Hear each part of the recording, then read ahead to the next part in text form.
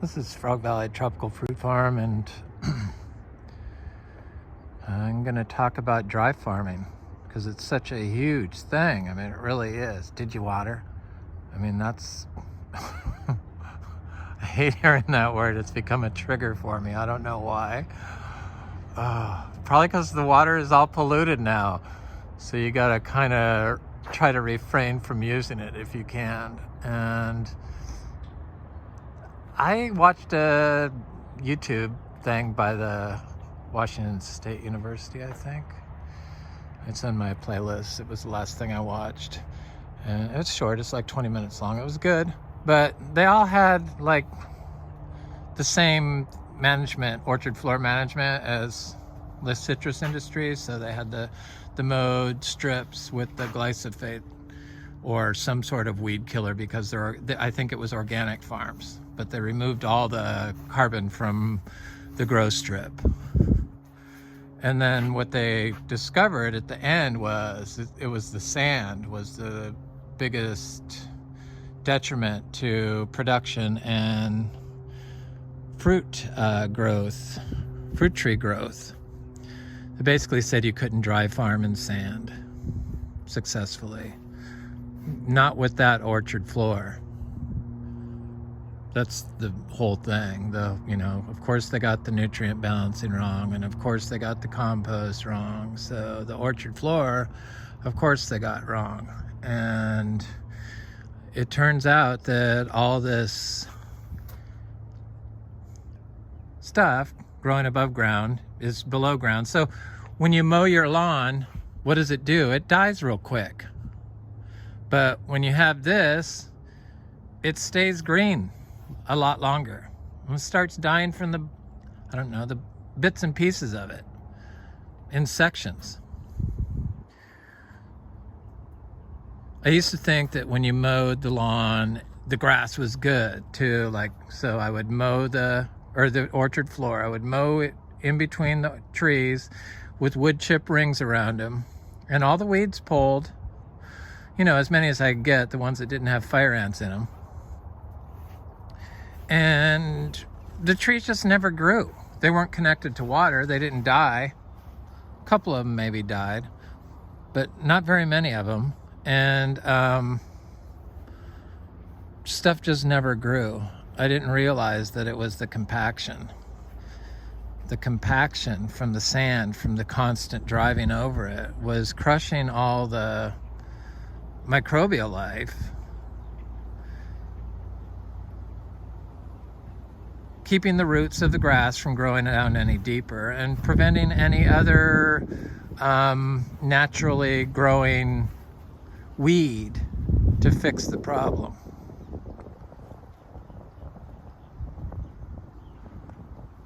I love how the most compacted spot of our yard is the spot that has those nasty weeds growing in it.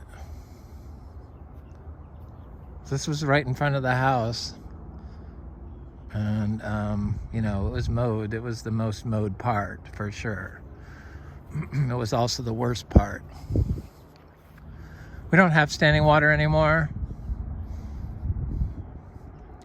So when you kill, and all the microbial life respires, and very little lives in it, because once it's like the root zone's not very big, there's not a lot of life, not as much life. So it does that. But when you leave the living root all the way everywhere and stay off of it, and you don't compact it, all of this above ground stuff equates to below ground organic matter that when it breaks down, it releases water from energy when something eats it, or it just dies. So that's water that gets put back into the ground. When you don't have that, that's why your grass dries out. And then you compact it, and it just makes it makes it like cement. I wish I'd known now when I started what I know now, but thank God, I was able to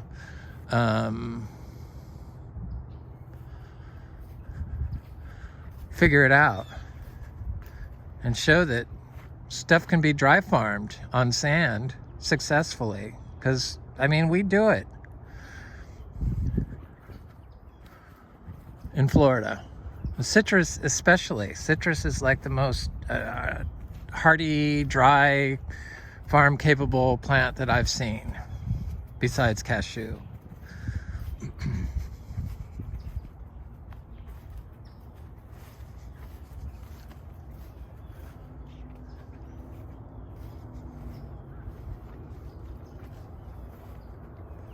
So when you like don't have any of this stuff up here, this is like a buffer, and it's like a home for the above ground life, the bugs and the snakes and the spiders. When you mow it, that all like disturbs the whole system, and there's nowhere for that stuff to go. So we really need all that stuff. And it's like feeding on whatever or whoever and releasing water. Because that's what all energy does. It releases hydrogen molecules into the ground or into the air. But with the roots, they go into the ground. That's why a lot of people, the mulch is good in dry areas. But what would be better is something like this, and then to try to manage it.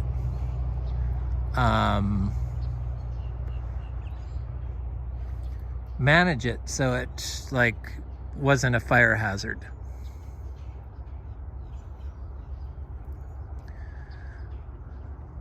Because this stuff, like, it's slow release, and if it's doing it up here, it's doing it below the ground. So when you put mulch down, that's why it stays wet underneath. It's sure it holds some water in because it keeps it a little bit cooler, but it can compact the soil if you put it on too deep, and it is not a home for microbiology. It doesn't have any roots. So what happens is it gets oxidized by the sun, and the molecules release oxygen and carbon into the air, or and then the energy, the hydrogen gets released into the soil or underneath the wood chips. This does the same thing, but it does it on a slow release, perfectly designed plan.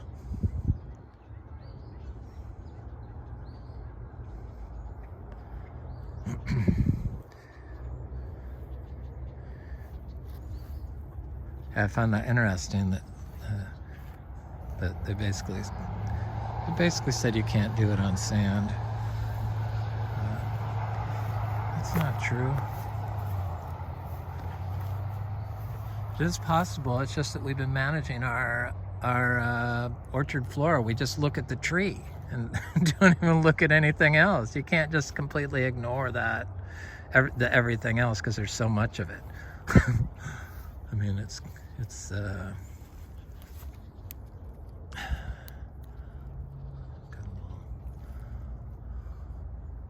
there's so much of everything else besides your tree to keep your tree afloat.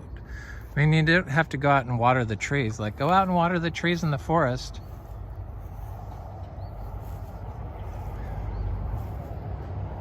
It's when we think we know what to do that we screw it up. Guaranteed, most of the plants that I killed or that died under my watch was probably something I did.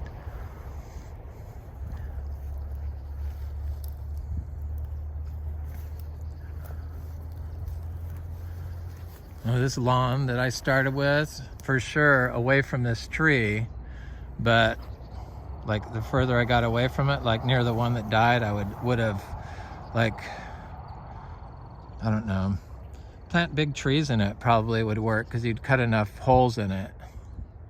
So some big trees or some big plants, some bamboo or something. Big banana rhizomes.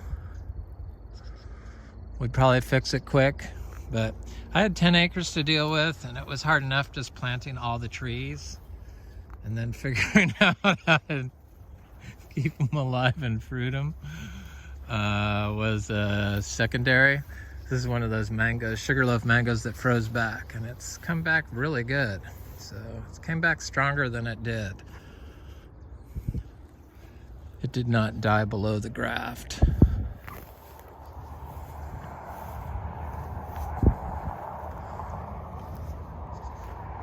I see others that are doing good too, so that's good. Yeah, it's the compaction. It hasn't been that long since I know that I would have to say, I know people think this is weird, but these plants are not competing with your trees. They don't compete for your trees for nutrients. They hold all the water for your tree to survive and the roots to make that happen.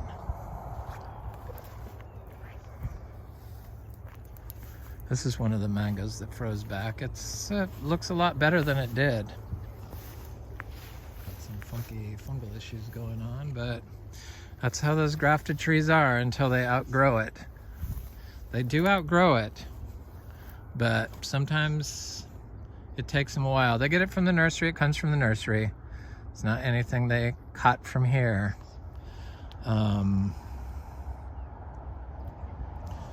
That's why it's a lot of these trees, some in particular, that are like generation after generation of tropical fruit trees that are grown with like water soluble fertilizers.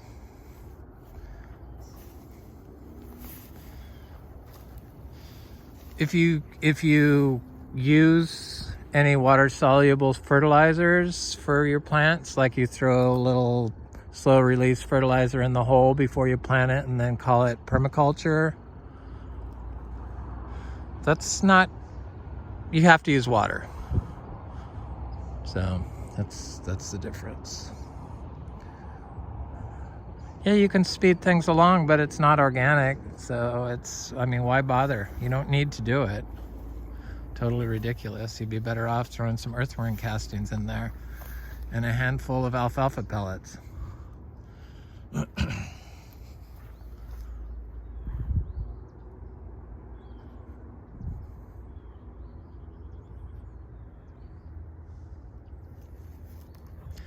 Yeah, like the longan and the lychee in particular, they have trouble adapting to drought conditions. The nursery-grown trees. The seed-grown trees, not as much, or not at all. Stuff that's seed-grown doesn't really need to be watered.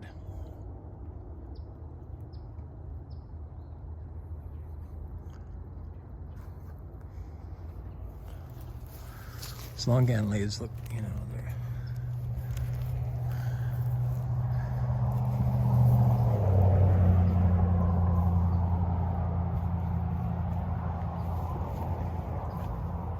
The guava seems just fine.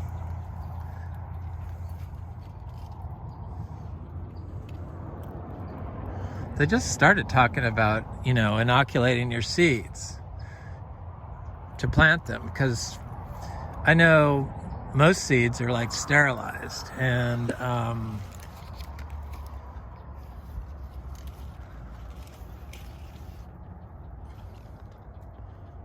that's like not good, unless they're like, if you get them from a diseased source, I guess. I don't know. I don't understand that. I love how this looks. This reminds me of when I was a child, a little bit. The tall grass. People didn't worry about watering back then in California. They didn't water the apple trees, the big apple trees and stuff in Northern California. But I don't even remember having to worry about watering the garden. So that seems like a new thing. It's like with the advanced with the Miracle Grow and stuff like that, probably is why. Don't use manure, use Miracle Grow. Wrong. Let's just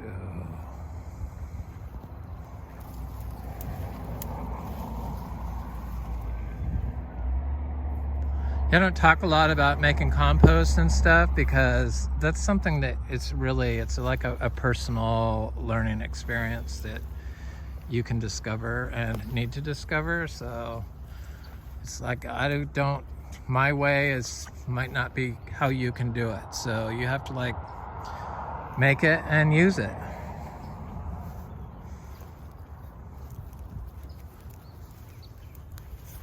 Depends on what you have. If you have manure, great. If you have horse manure, great. If you have just plants, great. But I know that you can make it from your food scraps and stuff, bokashi. So it's possible. I like to compost my fermented house scraps that I make a second time. So I add them to the biodynamic compost usually. Or always, I should say.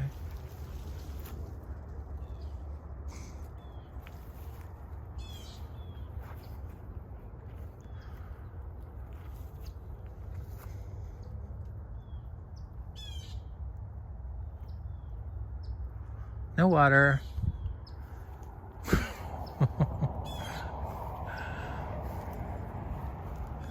On sand, you just got to get the living mat. You know, it turns into like a really soft living tapestry is what it turns into. All this stuff. If I was to like walk on it, I would be like,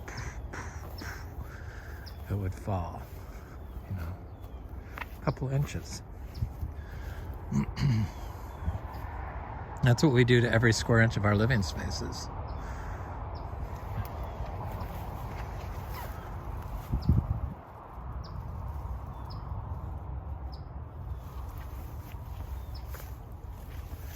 Yep, you can dry farm. You just have to, oh, this ginger's got a flower on it.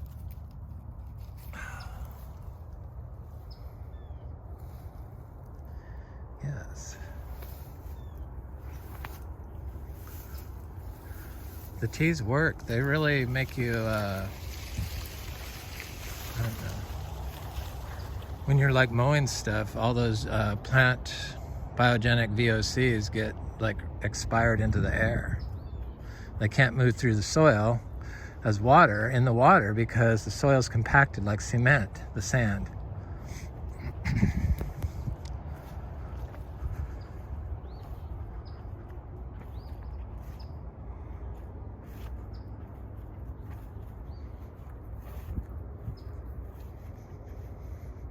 I mean, really, Florida really could turn into Eden. I mean, you can grow all this stuff without doing anything, really. Just plant the seeds. Nope, we're gonna mow the strips and glyphosate the tree line.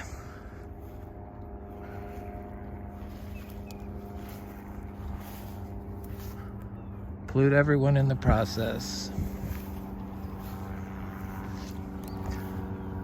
Yeah, the water, that's kind of my biggest fear of using the water is that, you know, do you drink your water?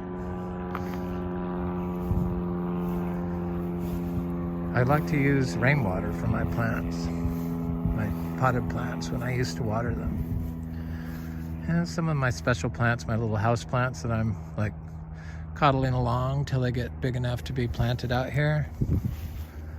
I got a few more really good ones coming. Philodendron giganteum variegata. I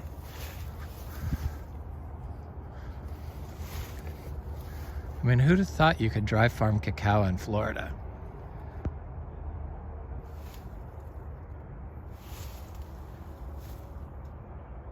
Yeah.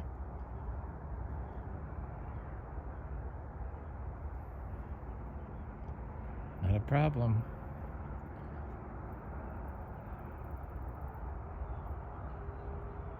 They'd probably say you still can't do it, would be my guess. You can't do that. He's watering them. Nope.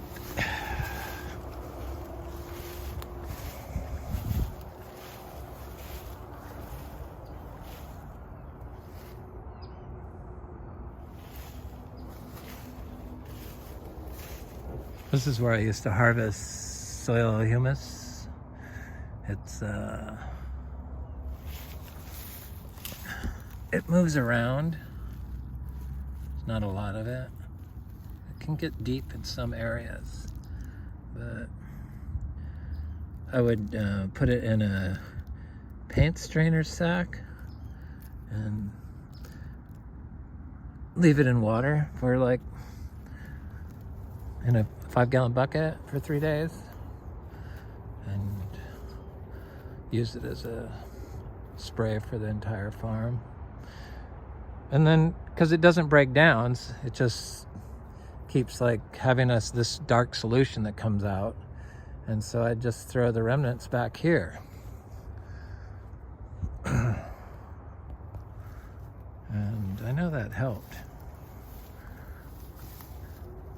I'm so excited that we're gonna have Monstera fruit,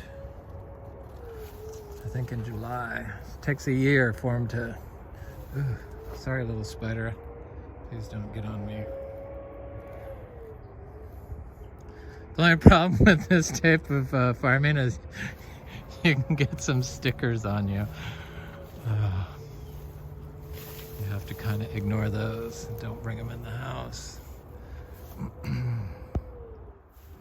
at that Monstera. I mean, it's almost as tall as me. Or it probably is as tall as me. I'm standing up a little bit.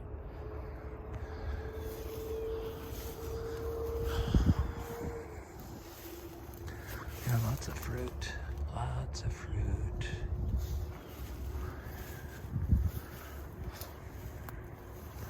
What a beautiful tree. Or plant.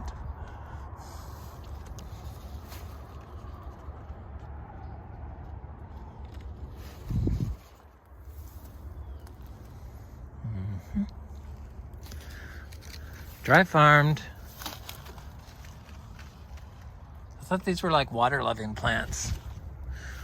Don't they grow them in water? I think I saw that. Maybe not this one, I don't know. I'll have to look.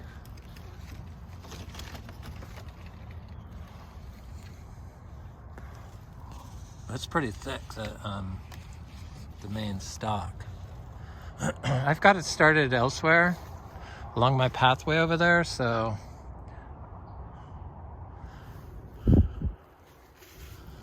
that's good.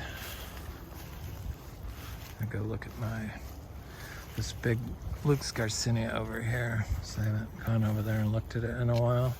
I don't like to walk over here because that tree that got hit by a lightning twice, that oak tree, it drops branches, and it's probably not a good idea to walk under it, even though most of them have fallen.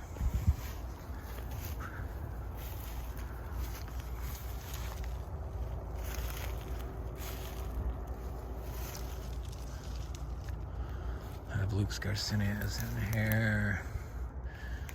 Man, where do I walk? Where do I walk? I can't tell where the trail is anymore.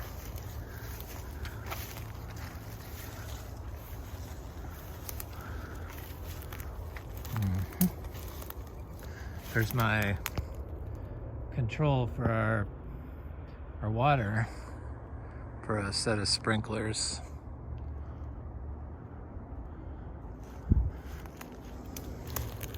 This tree has some life still in it. Boy, see all these branches? It's like syntropic farming by itself. How do I get in here? I should clear my path back out. I really want to look at this Luke's Garcinia. Okay, here it is. I made it. Looks like somebody has a little trail through here. Okay, where's that thing at?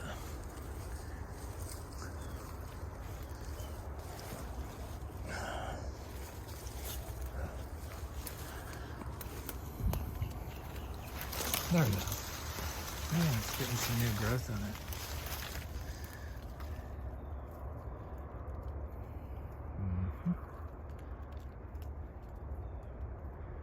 Looks pretty healthy.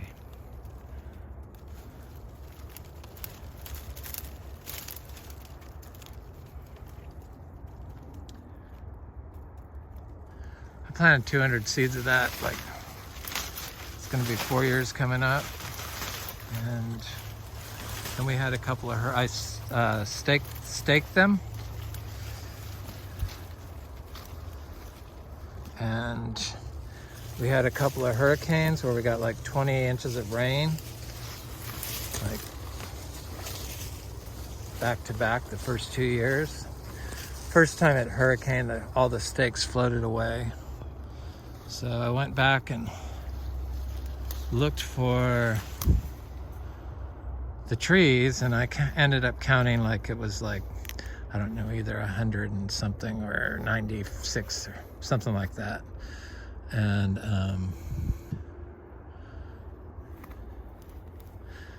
I connected them all to water, but we don't use it. You know, January through June is when we used, June 1st is when we used it last year, the water. I just turn that little thing on and it feeds a drip line. Or, you know, without pressure from the aquifer. It's kind of cool.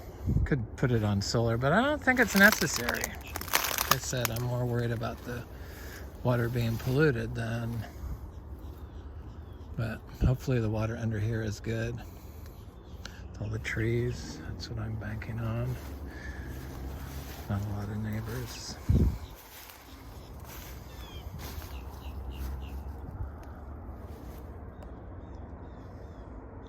Okay, you think that ice cream bean tree is big enough to fruit this year?